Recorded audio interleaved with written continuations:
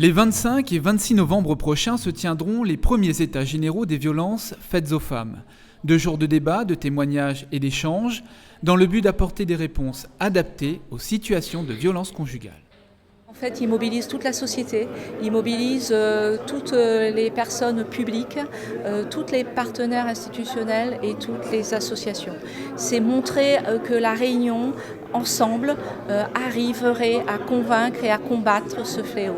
Donc c'est particulier parce qu'il ne s'agit pas juste de se retrouver entre professionnels, c'est particulier parce qu'il ne s'agit pas juste de débattre et d'échanger, c'est des paroles qui doivent se traduire par des actes, c'est aussi la mobilisation de la société et des citoyens. Il faut que tout le monde, les hommes, les femmes, les enfants, les jeunes, les personnes âgées, les Réunionnais, les Réunionnaises puissent un jour dire stop, on en a marre, on ne peut plus tolérer les violences qui sont proférées à l'égard des femmes. Depuis le début de l'année, 4 femmes ont été tuées par leur conjoint à La Réunion. 5 plaintes pour violences sont déposées chaque jour dans les commissariats. Une situation alarmante malgré les dispositifs de prévention et de prise en charge existants.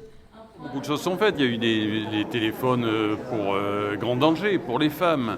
Il y a eu des instructions données aux services de police et de gendarmerie pour qu'ils recueillent systématiquement les plaintes.